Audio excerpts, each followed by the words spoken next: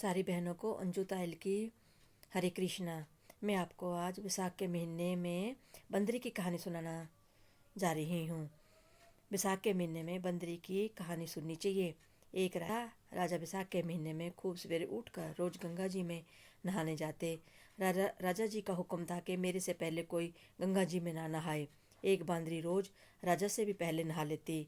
राजा नहाने जाते, जल हिलते हुए मिलता। जब जल हिलते हुए देखकर राजा को शक हुआ कि मेरे पहले कोई नहा लेता है। सो राजा ने पहरा बिठा दिया। गंगा जी के किनारे एक पेड़ था, उस पर एक बंदरी रहती थी और राजा के नहाने से पहले नहाकर पेड़ पर बैठ जाती। इस तरह नहाते नहाते बैसाख पूरा बीत गया। एक दिन बंदरी को सिपाहियों ने देख लिया और पकड़कर राजा के पास ले गए और वो बोले कि बंदरी आपसे पहले नहा लेती है। राजा को प्रण था कि अगर कोई स्त्री मेरे से पहले नहाती होगी तो उसके संग विवाह कर लूँगा। इसलिए राजा बंदरी से विवाह कर लियो। विशाखा नहाने के पुण्य से बंदरी के गर्भ रह गया। पूरा महीना हो गया जब बंदरी ने राजा से पूछा कि बच्चे होने के समय मुझे क्या करना चाहिए। जब राजा महल में घंटी बंधवा दी और कहा कि तेरे दर्द हो जब घंटी बजा दियो, जब मैं आकर बंदोबस्त कर दूंगा। राजा के और भी रानियां थी और उनके भी बालक नहीं था।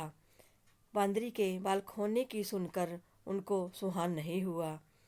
घंटी बंदी देखकर रानिया ने बंदरी से पूछा कि घंटी क्यों बंदी है। जब बंदरी बोली कि मेरे बालक होने का समय राजा को बुलाने के लिए है।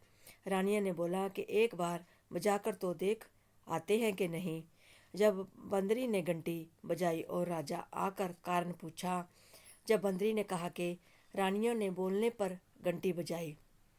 जब रानियां बोली ये तो जानवर है, क्या पता कितने बार बजाएगी।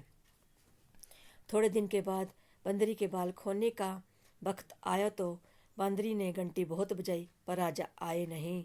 जब बंदरी ने रानी से पूछा कि मैं बालक को कैसे जन्म दूं, जब वो बोली आँख पर तो पट्टी बांध लो और उखल में सिर दे दो। बंदरी पट्टी बांध लो और उखल में सिर दे दो। बंदरी के विशाख नहाने के पुण्य से बहुत सुंदर लड़का हुआ। होते ही रानियों ने रोने के पहले ही लड़के को दासी को दे दिया और कहा कि इसे नदी में डुबाया और बंदरी के पास बाठा रख दियो और राजा को भी कहला दिया कि बंदरी के बाठा हुआ है। राजा संतोष कर लियो कि और रानियों के तो बालक नहीं हुआ, इसके कैसे होगा। उधर दासी से लड़का नदी में नहीं डाला गया, उसने कुमार के खंदेड़ा में रख दिया। कुमार कुमारी मिट्टी लेने आया।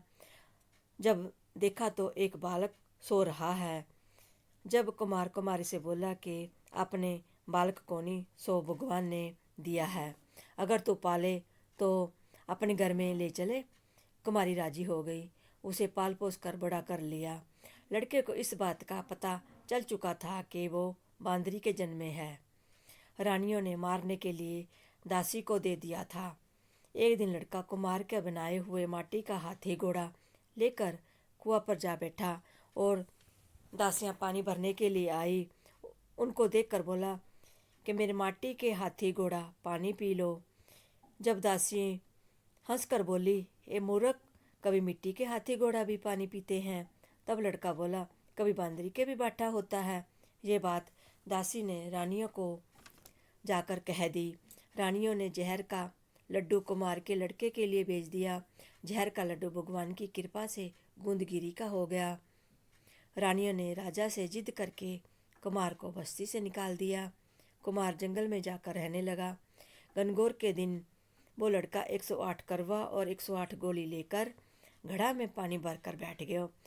जब राजा और साहूकार की लड़कियां गनगौरा की मिट्टी लेने आई, पहले बगीचा में खेलने झूलने लगी। खेलते खेलते उनको प्यास लगी और लड़के से पानी मांगने आई। लड़के ने कहा एक एक गोली खाती जाओ और मेरे चारों ओर फेरे लेती जाओ। पहले लड़कियां राजी नहीं हुई, फिर प्यास के कारण एक एक गोली खाती गई और चारों ओर फेरी लेती गई और पानी पीती गई। सब लड़कियों के गर्भ रह गया। फिर उनके माँ बाप विवाह निकालने लगे तो उनको पता लगा कि लड़कियां गर्भ से हैं। ये कैसे हुआ? लड़कियों ने सारी बात बता दी। ये सुनकर माँ बाप कुमार के पास गए और बोले कि आपके लड़के ने सब लड़कियों से फेरे ले लिए हैं, सो इनको तू रख।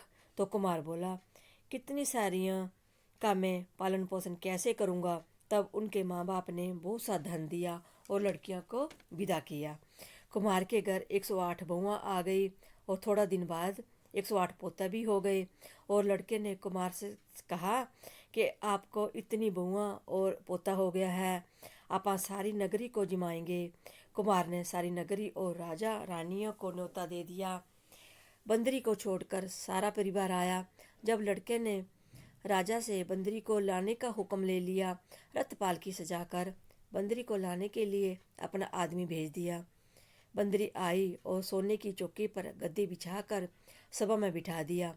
लड़के ने अपनी बहुओं को बता दिया था कि बंदरी मेरी जन्म की माँ है। सो सारी बहुआं सोने का सिक्का और पैर दबाती हुई पोतों को उनकी गोदी में देती गई और बंदरी सबको आशीर्वाद देती गई। राजा की समझ में नहीं आ रहा था कि लड़का बांदरी की इतनी खातिर क्यों कर रहा है, पर रानियां समझ गई वो बांदरी का लड़का है।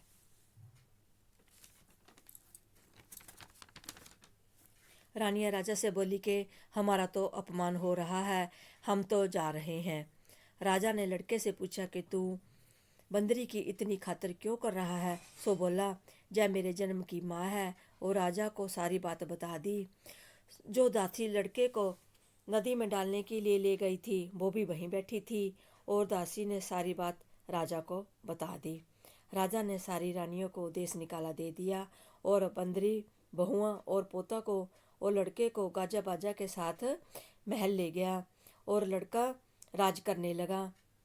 फिर कुमार को बोला, तुम भी हमारे साथ चलो, पर कुमार ने मना कर दिया।